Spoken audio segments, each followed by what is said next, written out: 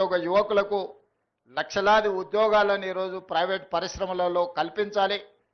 ప్రభుత్వ ఉద్యోగాలే కాదు, మిత్రులు శ్రీధర్ బాబు గారు చెప్పినట్టు తెలంగాణ రాష్ట్ర ప్రభుత్వము ఇప్పటి వరకు 75,000 ప్రభుత్వ ఉద్యోగాలు ఇచ్చింది.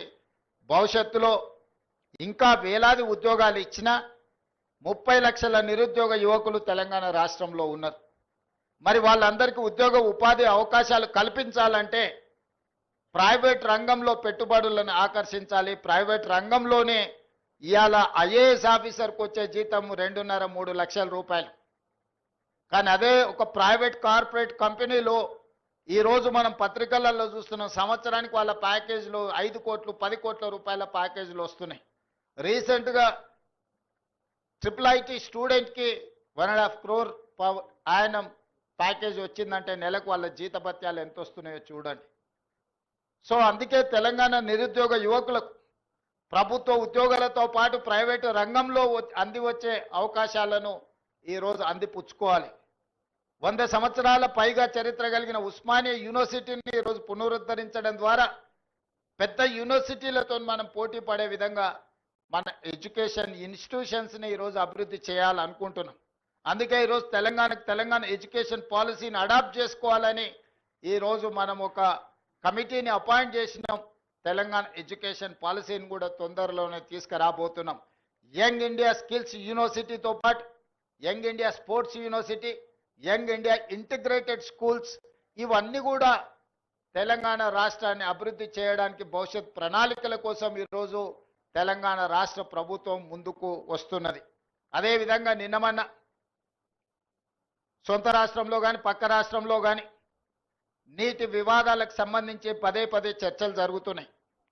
నేను ఈ వేదిక మీద నుంచి ఈ రాష్ట్రంలో ఉండి పక్క రాష్ట్రంలో రాజకీయ పార్టీలలో ఉన్న ప్రజాప్రతినిధులకు ఒక సూచన చేయదలుచుకున్నా, ఒక విజ్ఞప్తి చేయదలుచుకున్నా. మీకు పంచాయతీలు కావాలన్నా నీళ్లు కావాలన్నా అని ఎవరైనా నన్ను అడిగితే తెలంగాణ రాష్ట్రానికి నీళ్లు కావాలని నేను కోరుకుంటా. మీకు వివాదాలు కావాలన్నా, మీకు పరిష్కారం కావాలన్నా అంటే నేను పరిష్కారం కోరుకుంటా.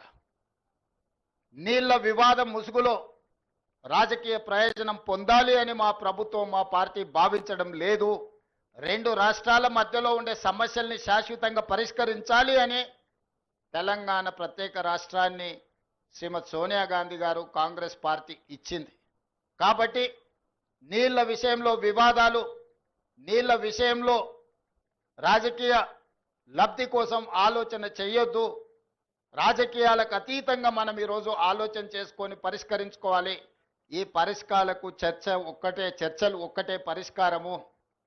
న్యాయస్థానాల దగ్గరనో ఇతరుల దగ్గర పోయి పంచాయతీ తెంచుకునే కంటే మనమే కూర్చొని మన సమస్యల్ని సామరస్యపూర్వకంగా పరిష్కరించుకోవాలనేదే మా విధానము.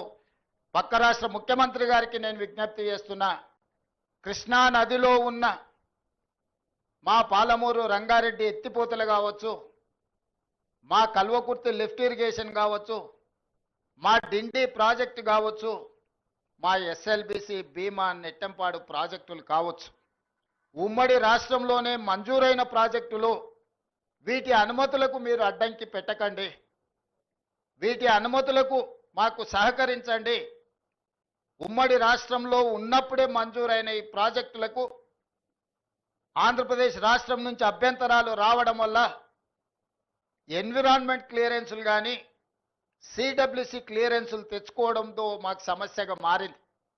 ఇవి రాకపోవడం వల్ల మాకు రావాల్సిన బ్యాంకులో నుంచి రుణాలు కానీ కేంద్ర ప్రభుత్వం అందించాల్సిన సహాయం కానీ యాక్సిలరేటెడ్ ఇరిగేషన్ బెనిఫిషియరీ ప్రోగ్రాంలో కేంద్ర ప్రభుత్వం 60% నిధులు ఇవ్వడానికి అవకాశం ఉన్న ప్రాజెక్టులు మాకు రావడం లేదు. దాంతో మాకు తీరని ఆర్థిక భారం మా రాష్ట్రం మీద పడుతుంది. ఇవన్నీ కూడా మీరు సహకరించండి. మీకేమైనా సమస్యలు ఉంటే కూడా మేము సానుకూలంగా ఆలోచన చేస్తాం. మేము వివాదం కోరుకోవడం లేదు. నేను మరొక్కసారి ఈ వేదిక మీద నుంచి చెప్పదలుచుకున్నా, నేను శాశ్వత పరిష్కారాన్ని కోరుకుంటున్నా. ఇది రాజకీయ ప్రయోజనం కాదు, ప్రజల ప్రయోజనము, రైతుల ప్రయోజనము, పెట్టుబడిదారుల ప్రయోజనము. ఇంతకుముందే మిత్రులు శ్రీధర్ బాబు గారు వస్తూ చెప్తున్నారు, మనం డేటా సెంటర్స్ని అత్యధికంగా ఈ ప్రాంతంలో అడుగుతా ఉన్నారు. డేటా సెంటర్స్ని ఇక్కడ పెట్టాలి అని అంటే విద్యుత్తుతో పాటు